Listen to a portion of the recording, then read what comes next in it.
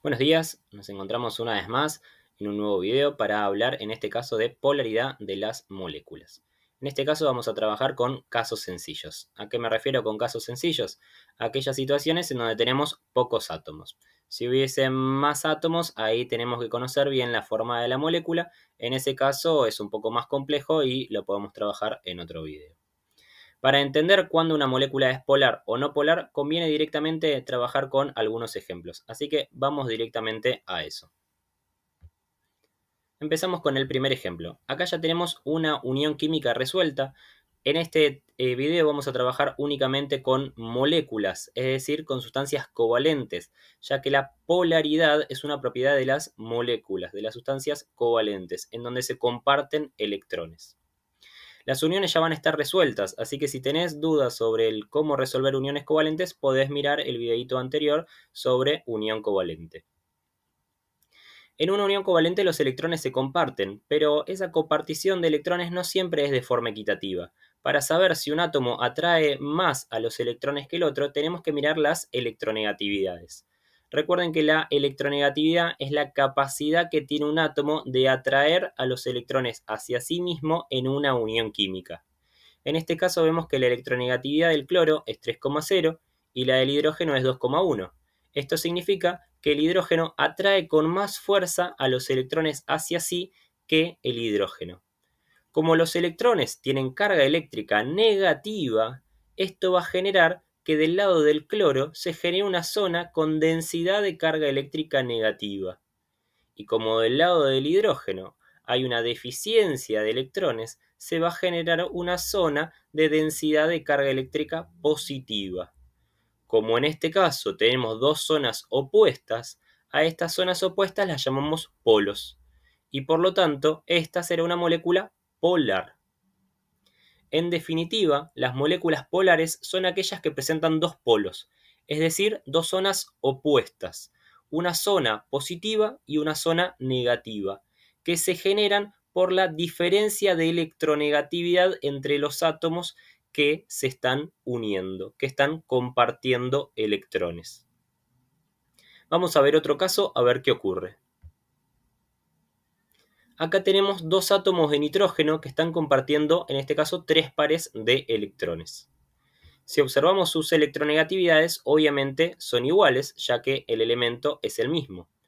Por lo tanto, no hay ninguno de los dos que tenga más atracción por los electrones que el otro. Por lo tanto, no va a haber más electrones de un lado que del otro. No va a haber una zona con mayor densidad de carga eléctrica negativa que la otra. Por lo tanto, no va a haber zonas opuestas, y en este caso no habrá polos. Esto quiere decir que esta molécula será no polar, lo que también se conoce como una molécula apolar. Recuerden que el prefijo a significa no polar. Así que acá tenemos el caso contrario. Esta es una molécula no polar. Vamos con un tercer ejemplo. Acá tenemos tres átomos. Lo primero que hacemos es nuevamente mirar las electronegatividades. La electronegatividad del oxígeno es 3,5 y la del carbono es 2,5. Nuevamente acá tengo que ver quién gana en esto de tirar de los electrones. El oxígeno es más electronegativo que el carbono, por lo tanto, tirará con más fuerza de los electrones para un lado y también tirará con más fuerza de los electrones para el otro. Lo que tenemos que pensar ahora es en la molécula como un todo. Los electrones se irán para un lado o se irán para el otro. Se irán para la derecha o se irán para la izquierda. La realidad es que la fuerza con la que un oxígeno se los quiere llevar para un lado es exactamente la misma fuerza con la que el oxígeno se los quiere llevar para el otro. Entonces estas fuerzas se terminan anulando.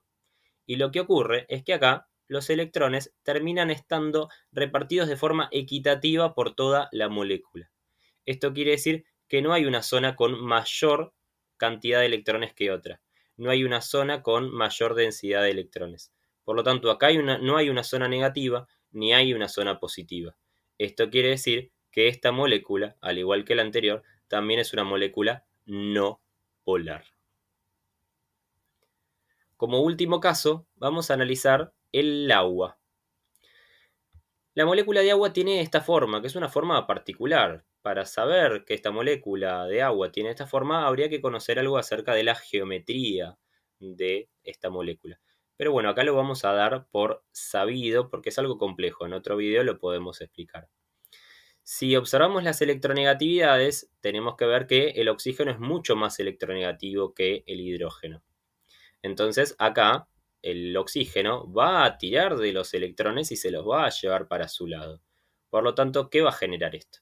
Que la zona del oxígeno sea una zona con una densidad de carga eléctrica negativa, porque hay muchos más electrones de ese lado que del lado del hidrógeno. Por lo tanto, esta molécula es polar. El caso del agua es un caso más complejo, pero el agua, al ser una sustancia tan cotidiana, ¿bien? Su uso es tan habitual que es importante conocerla. Por eso la incluí dentro de este video. Además, el agua la usamos para mezclarla con muchas otras sustancias, ¿bien?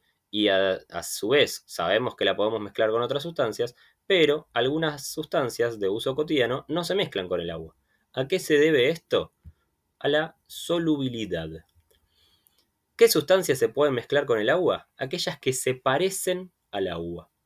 Para que dos sustancias se mezclen tienen que tener polaridades similares.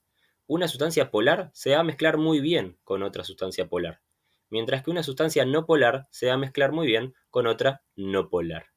Por lo tanto, el agua, como es una sustancia polar, va a disolver muy bien a otras sustancias polares. Y también va a disolver muy bien algunas sustancias iónicas, mientras que va a ser difícil que disuelva sustancias no polares, aunque quizás se puedan disolver, pero en menor medida. Entonces, por ejemplo, de las sustancias que trabajamos en este video, el cloruro de hidrógeno, la primera, se disuelve en agua. ¿Por qué? Porque es una sustancia polar. Mientras que el nitrógeno y el dióxido de carbono, que eran no polares, se disolverán de forma más difícil en agua, o en menor medida. Bueno, eso es todo por hoy. Espero que se haya entendido. Hasta luego.